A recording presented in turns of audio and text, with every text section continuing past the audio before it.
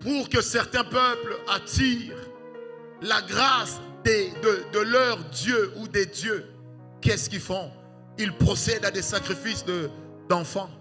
Ils font des choses. Et c'est pourquoi vous allez comprendre, là Dieu a dit, même dans le cadre d'un mariage, il n'y aura pas de relations sexuelles pendant la période d'écoulement de sang. Il n'y en aura pas. Parce que Dieu protège une chose qu'il a lui-même rendue légale et il désapprouve une chose qu'il a rendue illégale. Qu'on ne vous trompe pas, la loi de Dieu n'a pas évolué avec le Nouveau Testament. La loi de Dieu s'est confirmée et c'est pour ça que Jésus est mort à la croix. Oh, donne-moi un amen. Et ces choses dérangent plusieurs personnes. Des pactes, même dans la sexualité, il existe des actes sexuels. Il existe des temps sexuels. Il existe, permettez-moi de le dire sans me gêner, il existe également des entrées sexuelles qui sont en réalité un pacte, mais on ne vous le dit pas. Il va te dire, oh j'aime comment tu as des formes, j'aimerais faire ça par derrière.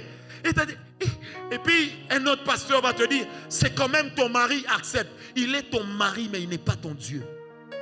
Ah, donne-moi un amen.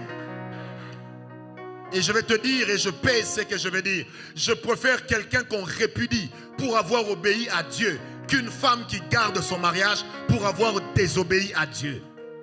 Et peu importe la qualité de celui qui vous dit ce n'est pas un péché, qu'il commence d'abord par arracher les pages de sa Bible, qu'il commence par arracher Romains 1 à partir du verset 26, qu'il commence par arracher toutes ces choses. S'il ne le peut, alors il n'a pas le droit de le dire. Donne-moi un amen. Et donne-moi un amen. Pensez-vous que parce qu'on est marié avec une personne, cela empêche qu'on sacrifie la personne? Non, on la sacrifie bien, même mieux. Mais qu'est-ce qu'on fait? Parce que certaines positions sexuelles sont en réalité des cultes qu'on est en train de rendre à des divinités. Sont des invitations que l'on rend à des divinités. Frère, le Dieu de la Bible n'est pas bête. Ah non, toutes nos passions ne sont pas forcément pures.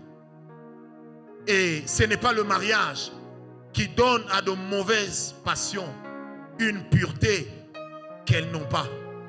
Bien-aimé, Dieu n'a pas changé. Et les temps ne changent pas Dieu. C'est pourquoi l'apôtre dit ceci, qu'il est le maître des temps et des circonstances. Car en lui, il n'y a ni changement, ni ombre de variation. Il n'y en a pas. Donne-moi un amen. Ces choses, si on ne vous le dit pas, bien aimé, vous allez détruire votre vie. C'est pourquoi il y a des gens ici qui ont l'habitude de dire, j'ai élevé des autels, comment Dieu ne fait pas? Tu continues à sortir avec le mari d'autrui et tu crois que Dieu, on l'achète avec de l'argent. Foutaise. Donne-moi l'amen. Mais moi j'ai prié, le prophète m'avait dit. Le prophète n'est pas Dieu, il n'est qu'un instrument.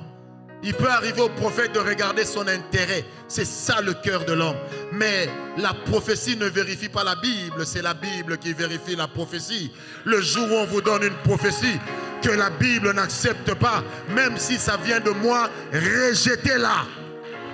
Bien-aimé, Dieu ne taille pas le péché à la dimension de la foi. Non, Dieu voit le péché à la dimension de la chrétienté, à la dimension de notre appartenance à Christ. Pas autre chose. La parole de Dieu, on ne peut pas la détourner, on ne peut pas la contourner. C'est que la Bible a dit non, restera non jusqu'à la fin des temps. Donne-moi un amen.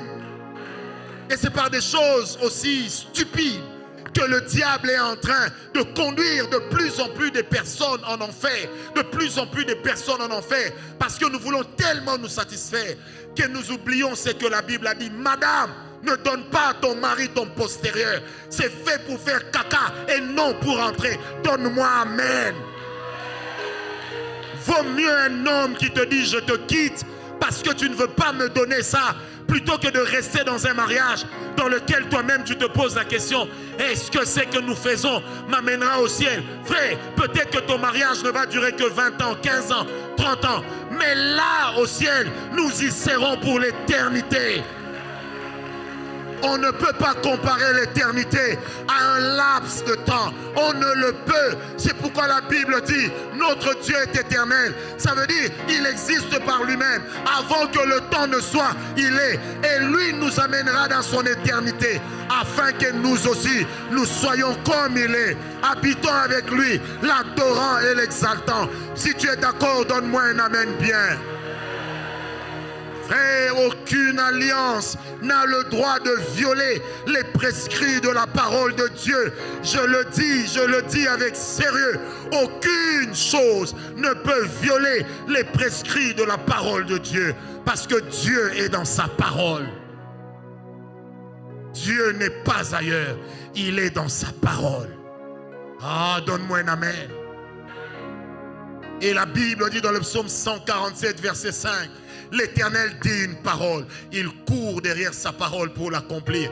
Il ne court pas que pour accomplir des paroles de bénédiction, mais il court aussi pour accomplir des paroles de malédiction. Nous ne prions pas un Dieu bête. Nous ne prions pas un Dieu qui a une longue barbe et qui nous regarde comme s'il n'avait rien à faire. Oui, mon fils, fais ce que tu veux. Non, il n'y a que Dieu qui ait le droit de faire ce qu'il veut. Toi et moi, nous n'avons pas le droit. La